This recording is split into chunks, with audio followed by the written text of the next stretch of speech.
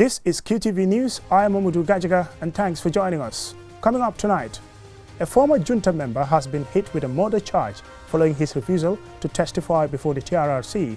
In refusing, Yankuba Toure had invoked his right to constitutional immunity, declaring the TRRC illegitimate. Transport unions and Ministry of Transport officials are urging mediation to settle disputes between truckers. Gambian truckers allege foreign truckers are taking spaces meant for home-based operators. Early marriage still a harsh reality in the Gambia. And the Gambia Competition and Consumer Protection Commission has hosted a training session for journalists. The training sought to bring journalists up to date on interpreting and informing the public about competition and consumer protection laws. This and many more stories to come on tonight's newscast.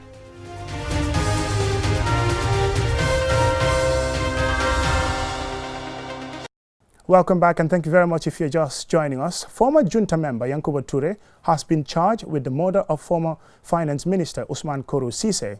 This followed his refusal to testify before the Truth, Reconciliation and Reparations Commission last week. Aliou Cisse has more details. The particulars of offence state that sometime in June 1995 at West Coast region of the Gambia at Kololi caused the death of one Ousmane Koro Cisse by beating him with a pistol-like object and other dangerous weapons. While appearing before the commission last week, Toure disputed the legitimacy of the TRRC, claiming constitutional immunity from any form of questioning by any court or tribunal for any past crime that may have been committed by the soldiers in the early years of the coming to power. Council, please let us not prolong this issue. In the sense that I have appeared, when you ask me whether I'm going to appear and testify, I made it clear that I am going to appear. So the issue of testimony before this commission is out. And I do not recognize the legitimacy of this commission when I have constitutional immunity. I am not going to continue further. I would tell you. You may also use all your legal tools and then we will proceed and see. I thank you. The Point newspaper, quoting a legal practitioner, reported on Monday that the Supreme Court has declared that there is no constitutional immunity for Toure. The Attorney General and Minister of Justice Abubakar Tambadou, in a statement, vowed to take on Yankuba Toure for what is seen by many as a disrespect towards the TRRC, saying the authorities will throw the book at him. An angry crowd gathered at the local police station amidst a high security presence to express their anger after Toure was arrested by the police on the orders of the TRRC chairman Lamin Cisse. I therefore have no choice but to order the immediate arrest of Mr. Yankuba Toure pursuant to sections 15(1)(h) and 15(2)(b) of the TRRC Act 2017, and to hand him over forthwith to the police station that has jurisdiction over offences within this area, and a referral to be submitted as soon as possible to the Attorney General's chambers for prosecution of Mr. Yankuba Toure at the High Court. A sizable crowd gathered at the High Court in the capital Banjul to show solidarity with Toure. He is currently detained at the Mile 2 prison and will take his plea to the court where he is due to appear. It is said he will be represented by lawyer Abdoulaye Sissoko. Toure was previously brought before the Kanifi Magistrate Court and the Banjul High Court respectively for alleged interference with the TRRC witness Alhaji Kanyi. However, the charges were dropped by the state for unknown reasons. It's due process. This is why we are here. We are here as peaceful protesters because we fear that other people, other witnesses that will come after Yankuba will all disrespect the TRRC and will disrespect the constitution of this country. And that we stand for.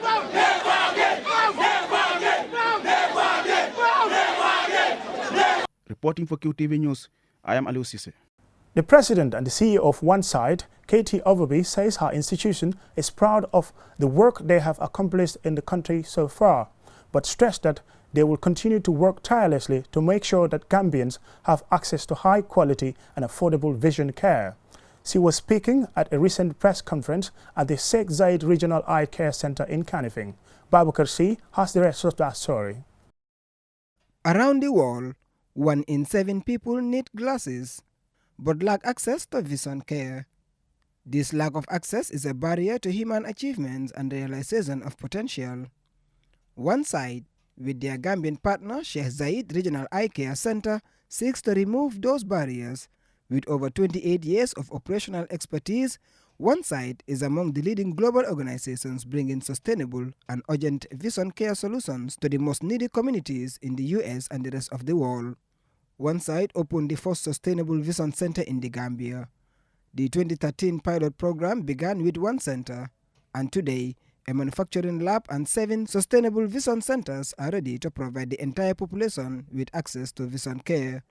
The president and CEO of OneSide, Katie Overbay, said they are on the right track to realizing their dream of reaching out to 1.1 billion people around the globe, and that, thanks to the pilot project they started in the Gambia 6 years ago, they are now extending to other parts of Africa.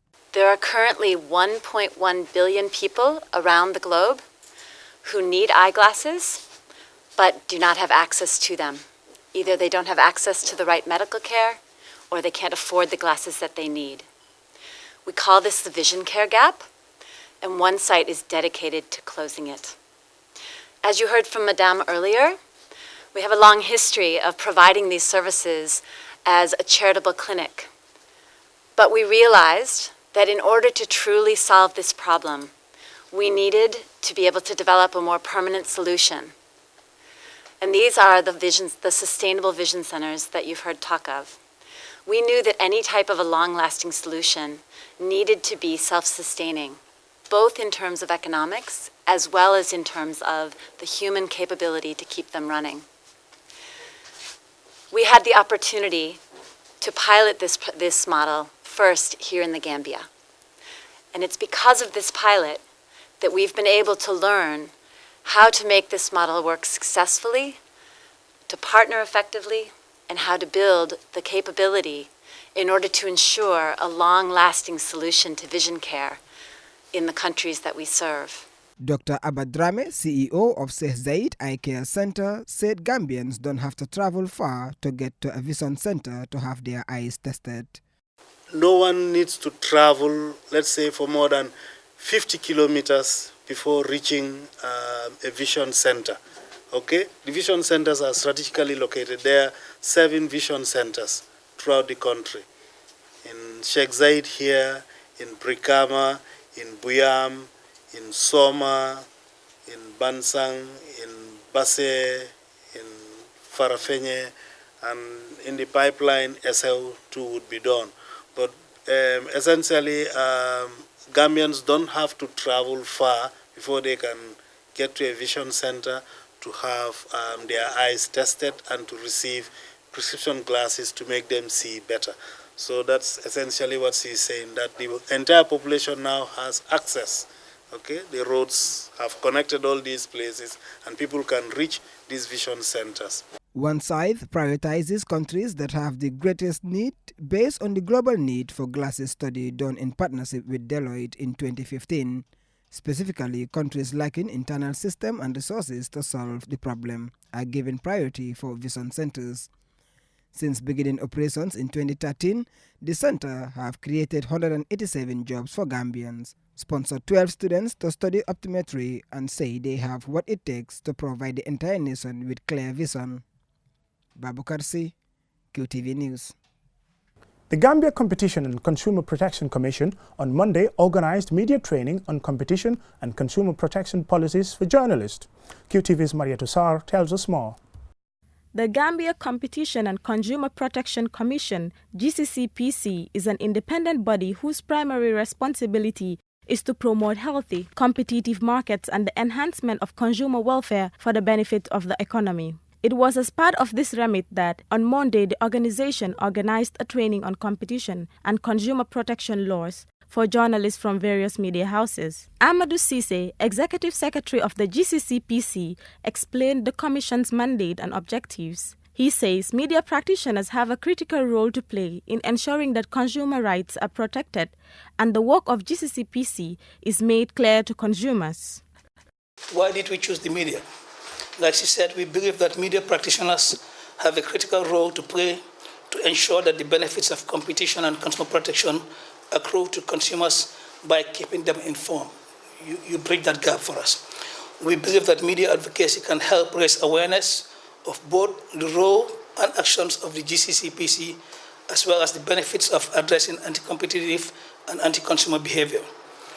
We believe that to be fully effective, a competition policy must be supported by a culture of competition, where the objectives of competition are widely understood and form a natural part of the background to decision-making by government, firms, and consumers.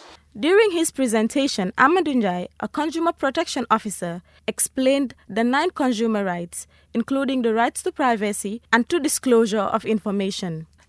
As consumers, under no circumstances should an enterprise or a supplier discriminate a consumer based on his tribe, religion, or race. If you are a consumer and you have the money, you are entitled to buy any good or services that you require from the enterprise. And under no circumstances should the enterprise or supplier deny you from such right. So this is very important. Just like any other right in the Chapter 4 of the 1997 Constitution, it's one of the most important markets. So the market has to be a free and open, and access to unlimited goods and services. Babukar MCC, principal economist, talked about the importance of competition and for Gambia to promote and maintain competition in business. Before the entrance of competition in that market, when we had only one, how much was SIM card? When we had only Gamcell? 500. How much is SIM card now? Free. That's what competition does. Do you understand? How were their service before? And how is the service now in the market? Before, it's only text and call we could do, right? Before, if anybody told me before I can sit in my house and read my mails, I will tell you are joking. Sometime around 2000, anybody who tells me, I said, no, it's not true. Because it was only text and call. So market works efficiently and consumer welfare is enhanced. It encourages investors. Every year, the Gambia Competition and Consumer Protection Commission, GCCPC, embarks on a nationwide tour. Ndaikumba Demba says this is to enlighten Gambians on their consumer rights and to promote healthy competition. Reporting for QTV News, I am Maria Tussar. We'll go in with a short commercial break, and when we come back, the news continues. QCell proudly brings you yet another new number series, the 52 and 53 number series. We now have a massive subscriber base of 1.2 million that is still expanding. So QCell is also expanding its number series to accommodate more people as they join our amazing network. The new 52 and 53 number series have the same fantastic services and the same great charges as the 3, 50 and 51 number series. No different. Call, text, browse the net and roam all over the world with the 52 and 53 number series. There are no limits as you communicate with the Gambia's trusted network. QCell Sunyubus, the Gambia's quality network. It is the new era in broadcasting. We showed it to you with our continuously improving content with thousands of viewers around the world. Now, how do you take advantage of our existing and constantly increasing viewership? Advertise with QTV and reach a large audience. Call us on 3244 or email marketing@qtv.gm. Follow us on YouTube, Facebook, Twitter or Instagram. QTV Gambia. QTV, a new era in broadcasting. Welcome back. The Gambia Transport Union has urged truck drivers to be open to negotiations in the settling of disputes about their services. According to the union, foreign drivers are benefiting from queuing spaces meant to be reserved for Gambians. The practice of employing these foreign workers is being blamed on middlemen. Mam Jarasisa reports. At a recent press briefing, the Gambia Transport Union GTU advocated standards procedures for trucks queuing at the Abuko garage to ensure everyone has a fair share of the business of transporting goods within and outside the country. According to the executives of the union, middlemen are to be blamed for giving preference to foreign drivers, while in most cases, local drivers had to wait for more than a month before having a trip.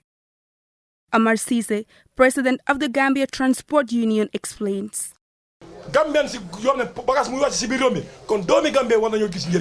Our stand is, If goods come at the Gambia port, local truck drivers should benefit. Thousands of people work in the transport sector. Every country is expected to stand together for its own interests and that of its citizens. dañoo di oto buy génn port ñu ne fa ñu teg suñu bot ñu xoolal yow foo jëm ka nga génn foo jëm because xam na ne individual yoo xam ne ñu si système bi but they are corrupt. We will be defending the interests of our country. There are some people working in the system who are corrupt. Plus, the foreign drivers do not even have the courtesy to buy fuel in the country, saying it is expensive. So as a country, we are losing a lot. Musa Sumare, president of the Gambia Truckers Association, urged government to support their efforts. Nguur bi jàpp ñu doole ñu àndaak ñu ñu mun a yóbbu Gambia ci kanam. We are appealing to the government to support us by empowering us. Mot Sise, the permanent secretary at the Ministry of Transport, confirmed that in June they called for a mediation meeting between the two parties to find a solution, but they were unable to reach any agreement. He went on to say that the Gambia Transport Union reinstated some existing procedures and they have started enforcing this. This will be monitored for effectiveness before any decision is made regarding any 2 weeks suspension penalties. He added that transit goods are not currently subject to local regulations. This and other regulations regarding commercially registered vehicles are some of the recommendations they are making to the authorities. Reporting for QTV News, I am Mamjara ACC. Early marriage is still a harsh reality in the Gambia. Girls under the age of 18 are married off despite the government's ban in 2016, making it a criminal offense. Babukar Sise has more on this story. These young girls are excited. Their friend, Rabia Tuba, who is 17 years old, is getting married on Thursday. Her village is just a kilometer away from where her husband lives. Her friends have already started inviting people to grace the occasion. We want everyone to come and enjoy the program. We have a program this Thursday. Everyone is invited. Her uncle Bailo, who gave her hand in marriage, defended his decision, saying Rabiatu is mature enough to be a mother. Jomba jo wadde o alkemes garodo kanko duwi makko timmi ton e kanko duwi makko yottima to foti sudduda be wino duubi sappo e joyi abbi. She will be a bride next Thursday. Her age is okay to get married. They say 15 years and below is not good, but 16, 17 and 18 years is okay. She is brought up in a traditional way and she is not going to school. She has reached the age of marriage.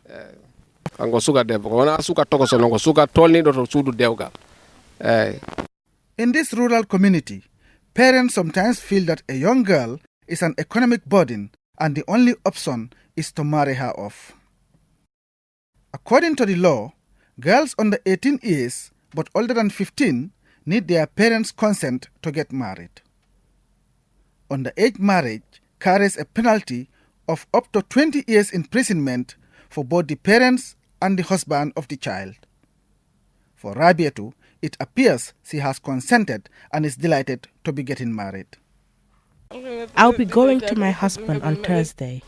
I would like to invite everyone. Although her friends may be gearing up for the occasion, come Thursday, most of them will be shedding tears as they bid farewell to a beloved friend who will be embracing a new life. Babukar Sise, QTV News. Before we end this bulletin of the news, let's take a quick look at our main stories. A former junta member has been hit with a murder charge following his refusal to testify before the TRRC. In refusing, Yankuba Toure had invoked his rights to constitutional immunity, declaring the TRRC illegitimate. Transport unions and the Ministry of Transport officials are urging mediation to settle disputes between truckers. Gambia truckers allege foreign truckers are taking spaces meant for home-based operators. Early marriage is still a harsh reality in the Gambia. Girls under the age of 18 are married off despite the government's ban in 2016, making it a criminal offense. And the Gambia Competition and Consumer Protection Commission has hosted a training session for journalists. The training is sought to bring journalists up to date on interpreting and informing the public about competition and consumer protection laws. That's all we have for you in tonight's newscast. Join us tomorrow for more news.